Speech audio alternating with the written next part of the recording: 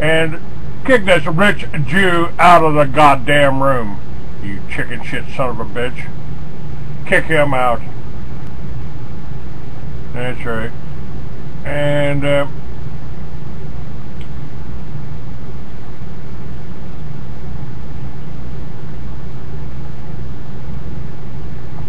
alright. Now let's get over here to this one and find my guest.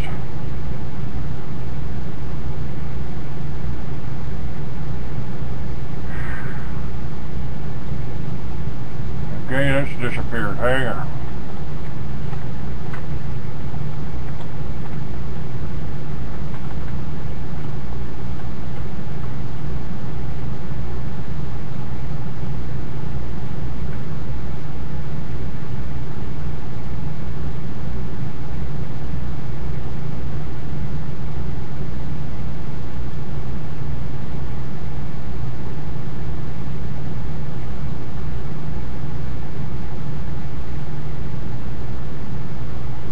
The 2012 Ford Focus will be introduced to America through one man. Please welcome Doug.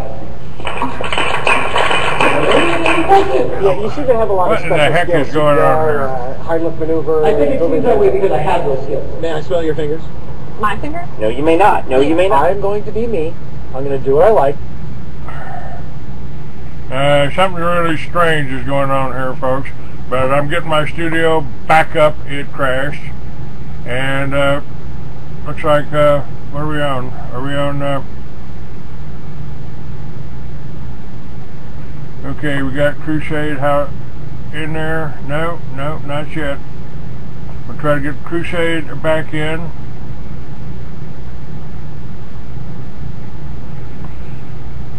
Do we have Crusade in? Okay. Cool, I got that now. We go to studio and I should have my guest up. Mr. Wade, are you with me? Yes, I am. All right, sir. I've got your website, Chuck, up on ChuckWade1.wmv, and I haven't. Since we just got a little delayed getting up here, I haven't really given you an introduction. So why don't you introduce yourself? You and we did meet in at the Tesla convention. You were there, and you showed me pieces of metal. Even gave me a piece of metal from a UFO. First of all, let's start off by saying who you are, where you're from, how you got interested in UFOs in the first place, and just so you know that this is not exactly a hostile interview, one of my father-in-laws, Marine Colonel Loy Conrad,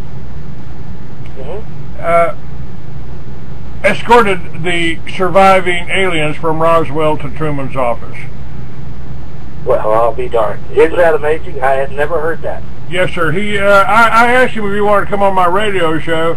He said no. He said the last time I stopped off at your house, two guys showed up wanting to know why I was talking to Clay Douglas. He said I have. He said I have to. He's my son-in-law. Small world, isn't it? But he wouldn't come on my show. I said, you want to come on the show and tell people about that lawyer? He said, no, I want to live. And seems he had a convenient heart attack right before I got there on Thanksgiving. Oh, good gosh. So obviously, that's not good. Yeah, obviously somebody knew he was talking to me. But tell me about yourself, Chuck. Okay, my name is Chuck Wade. I was born and raised in Corona, New Mexico. I was born October the 23rd, 1939. Before I was 7 years old in 1947, when Mac Brazel found the UFO that crashed on the Foster Ranch which would be about 30 miles southeast of Corona. And after he found that big bunch of stuff out on the ranch, Mac came to Corona and tried to get my dad to go out to see what the heck happened out there. Unfortunately, Dad didn't go, but Dad did suggest he go to Roswell and report it, which Mac did. And therefore, I've been interested in UFOs since 7 years old.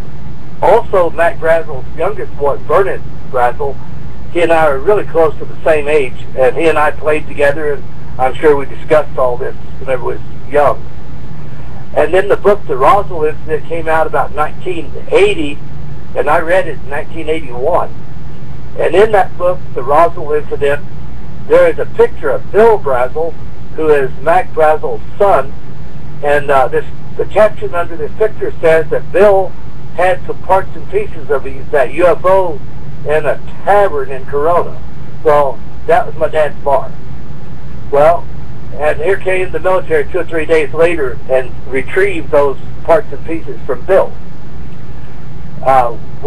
Bill and I talked for a few minutes there, and then my father had just passed away a couple years prior, so he wanted to know how Mother was doing, and she was fine.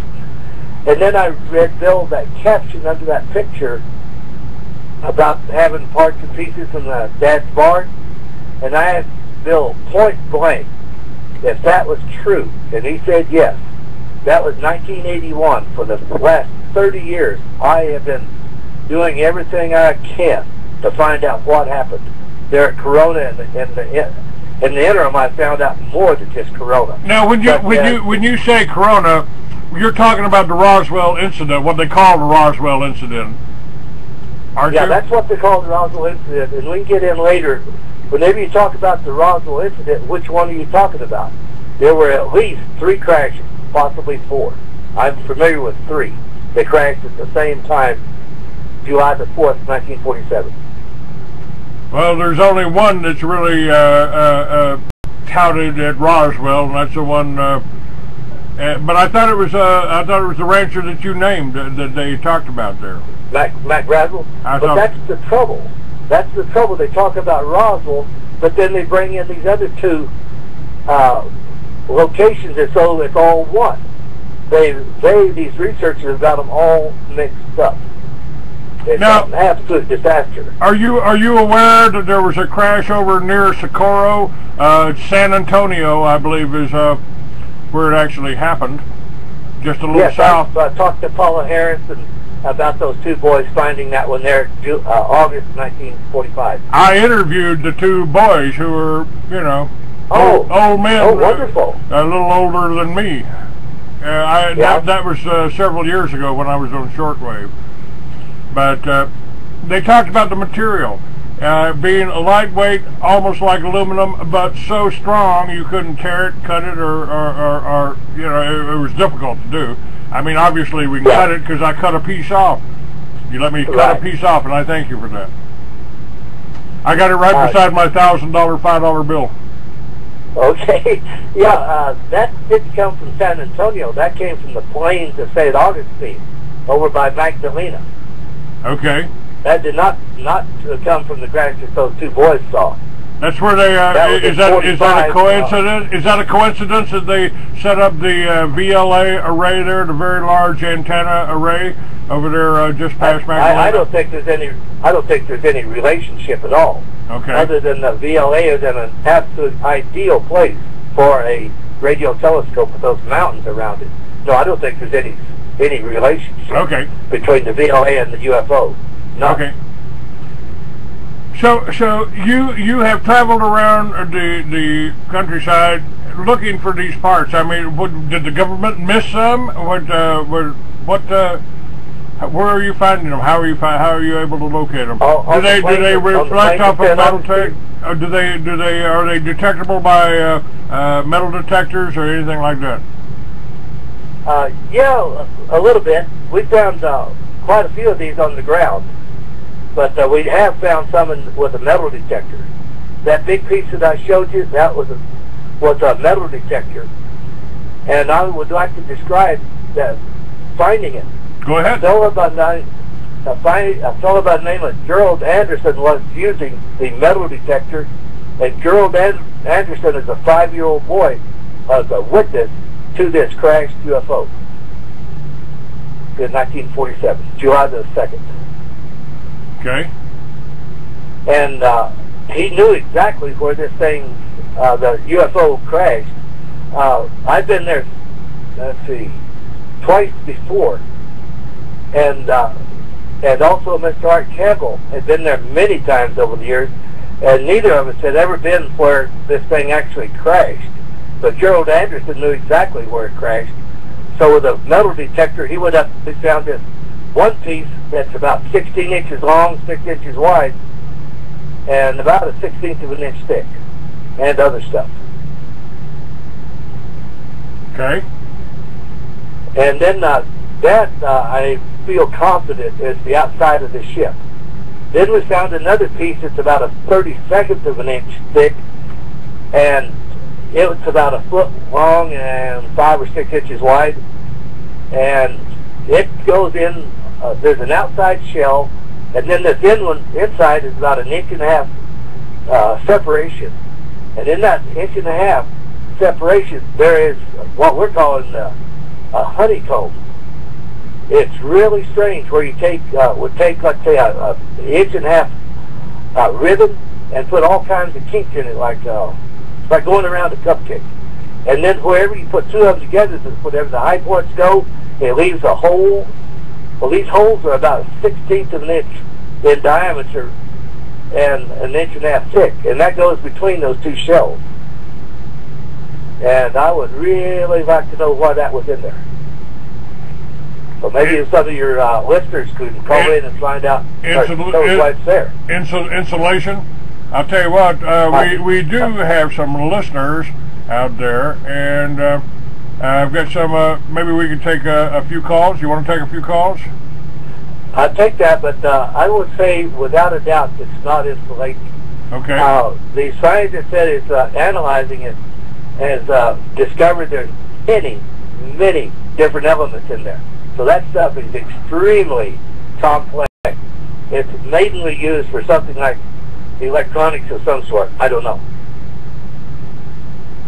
But go ahead. The people that I had on my show yesterday talked about us living in an electric universe and suggested that these flying saucers, or whatever you want to call them, these craft, were comprised to take advantage of that electrical universe and use that to fly around like controlled electrons or something, I think. But we can't take it. Well, all the energy is actually virtual energy from the vacuum, and that's what I've been interested in. I'm not a scientist by any means, but that's where the energy is stored. The energy that's coming out of your light bulb and this microphone all came out of the vacuum. Could this honeycomb structure in there been used to hold or contain or utilize energy? Since it's of some sort. Okay. It was, yes, of some sort. But these crafts are all electromagnetic, so parts of it is positive and some of it is negative. And they've got lots and lots and lots of fiber optics in those things. So they could turn, let's say you're going south and it's positive, all of a sudden they want to go north, they just turn it to negative and put the positive on the other end, and away they go. Which accounts for the very quick, right-hand turns that the saucers are reported to make, right? Yeah, that's true. All right, let's take a call here. Okay. I think this one's fairly safe. Hello, Sharon. Hello. Hello. Is this Ann? This is Ann. Hello, Ann. Oh, hi, Ann. Hi. You're on with Chuck Wade. Do you have any questions for him? Well, I'll have a question. I have a comment first. I figured those that. aliens. Okay. You said your father escorted one of those aliens from a crash to meet the president. Yes, sir. Yes, ma'am. Okay. Well, that's why they crashed, so they would not seem aggressive. They finally figured out that That's why they crashed, so they could open a dialogue with the human beings without the human beings being defensive. So without the human beings thinking they were aggressive. So you take it that they crashed themselves? Yes. I'm going to 100% disagree with you. Well, you can if you want to. That's all right, Yeah. you know. But that is the reason that they did that. How many of them do you think did that? Well, I know there were several, and the reason being they wanted to open a dialogue and let the humans know that there were other beings in the universe besides themselves. But why would they kill themselves? Because most of them were dead. How would they know if they were friendly or not? I don't think intelligent beings capable of crossing star will intentionally commit suicide. That's kind of limited to us Vietnam vets. But, these are service to other beings. They are not service to self like our Bush-Cheney cartel. Ma'am, the one the craft that crashed on the plains in San Augustine, there were 2 of them dead, 1 of them badly injured, and 1 of them alive. How would that help anybody know anything? Well, they did escort 1 alien to meet the president, didn't they? Yeah, but why? Okay, now they alive. Well, they are telepathic. And yes, they are telepathic. That's what Roy reported. Definitely. All right, and listen, thanks for your opinion. Ma'am, keep listening. If you go to zetatalk.com, you'll find out more information on these benign service to other aliens. Okay, but you know, there's more than one. There's more than one alien out there. Some of them aren't so benign. Some of them would qualify as devils or demons in the past. Yeah. Sure. Okay. Thank you, Ann. Thank you, Ann. Okay. Okay, and let's see. We got.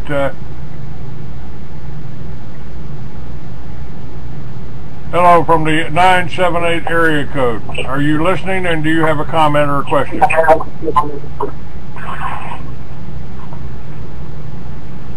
978.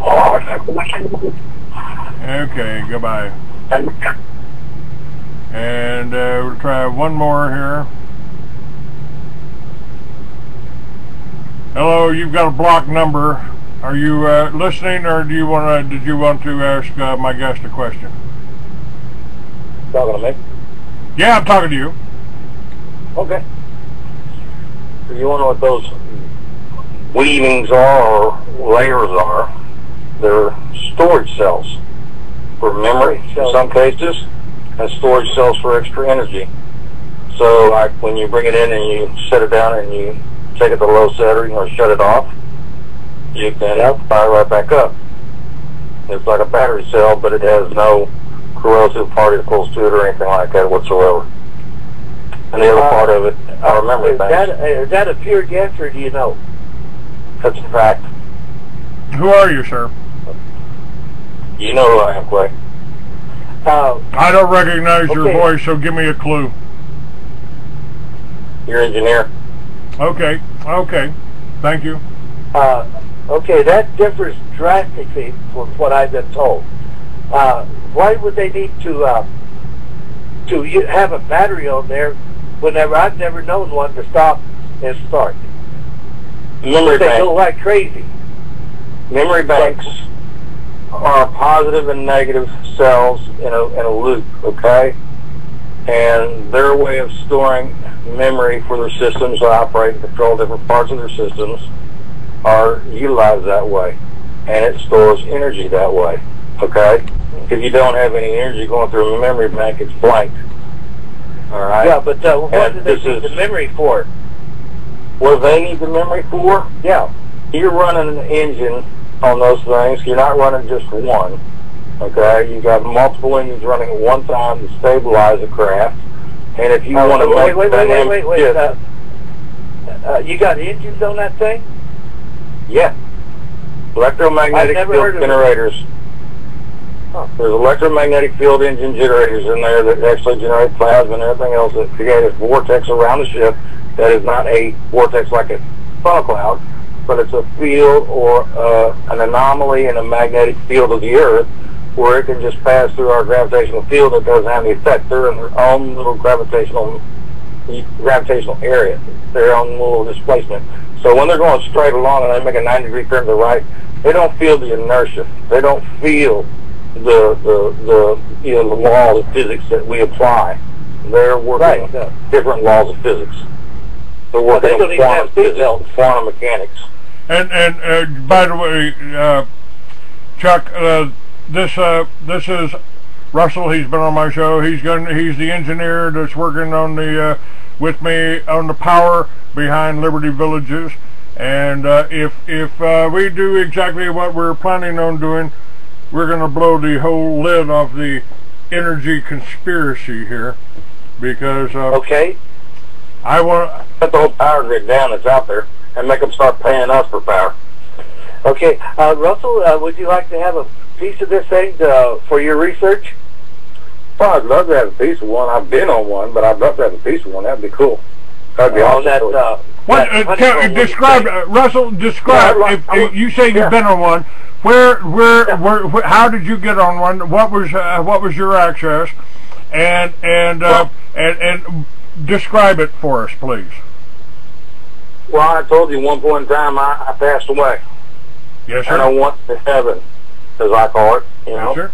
I went to be home with the Lord, and He basically told me I'd suffered enough, and He told me I'd been a loyal servant, job well done, and welcome home, my son. And while I was there, I experienced a lot of things. You know, meantime, when this hurt, my body was dead. But I was there for more than the time that was here, the time displacement between how long my body was dead and in this frame of time that we're in. You know, they're temporal beings. They can go from past to future to present to anywhere they want to go in it. You know, any place they want to go in it. And that's why you see them blink out when they're flying along in the sky. They just blink out, because you take an engine, all right, the motors that are in them. I mean, it doesn't have to be a motor like you're thinking of that's huge. I mean, the one I built was only 18 inches across, and it created plasma energy field around it. And the first time I fired up was running in one direction. It started trying to pull the anchor bolts that went all the way through a 14-inch solid concrete with rebar and mesh and everything else in it, slab floor that was made to build race cars and to show cars and build race engines and everything else in. To do all that with machines in there, mills, lathes, you know, all that stuff to be able to do all that stuff. And it started pulling those anchor bolts right out of the ground. So I had to shut it down, and I shut it down in a sense and reverse the polarity. But in reversing the polarity, sometimes all you got to do is just flip it over and let it run the other direction, because it's, you know, it's going up. Flip it over and it's going to push it down. It pushed it right back down to the ground. You know, so that's wonderful.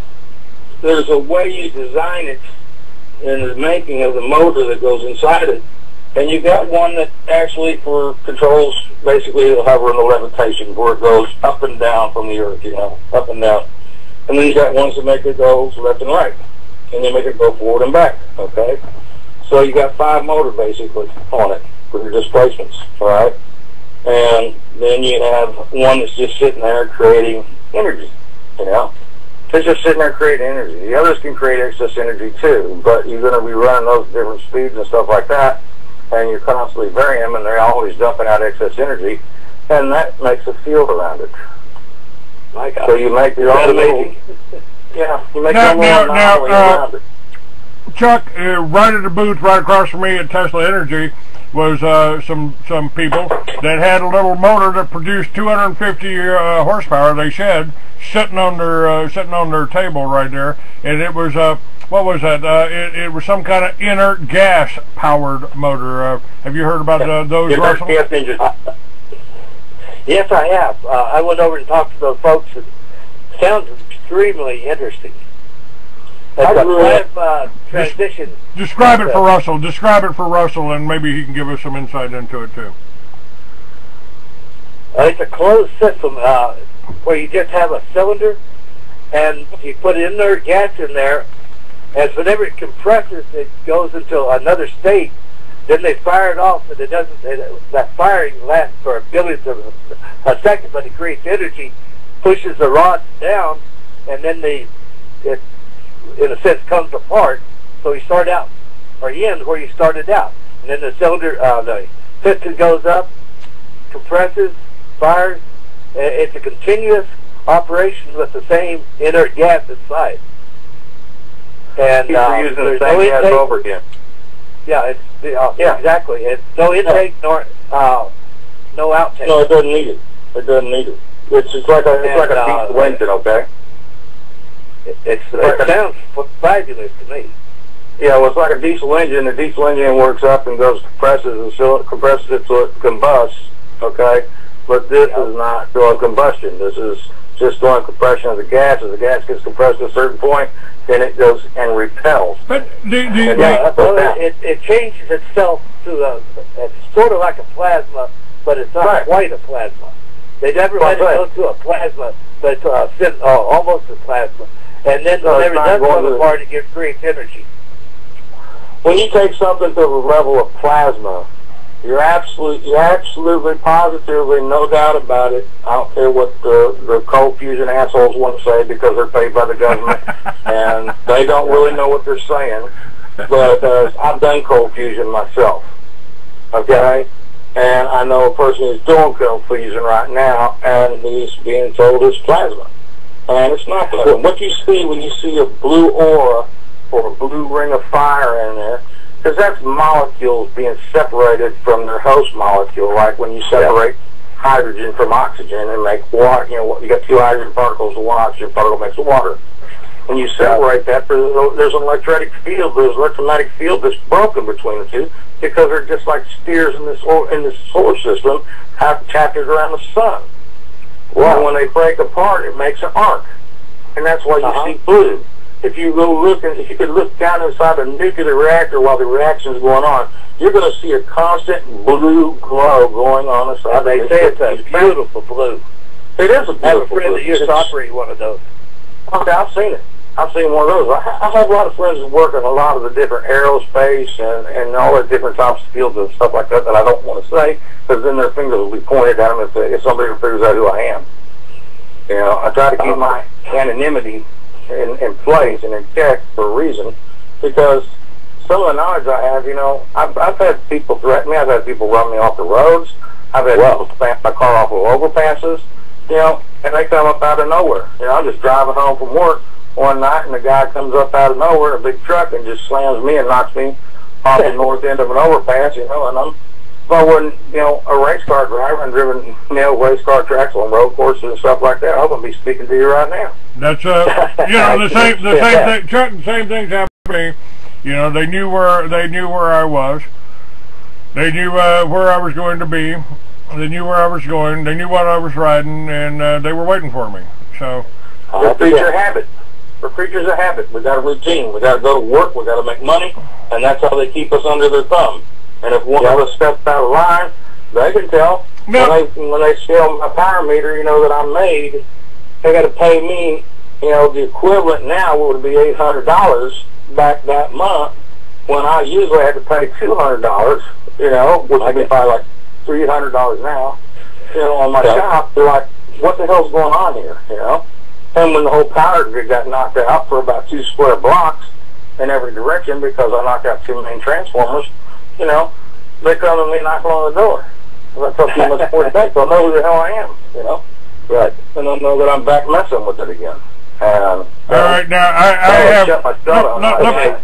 We've got. I got a couple of more minutes left on here, folks. Let me tell you that this is Clay Douglas. My guest today is Chuck Wade, and we're talking with my engineer friend that's going to be working with me on Liberty Villages and producing, helping engineer and provide the power for Liberty Villages.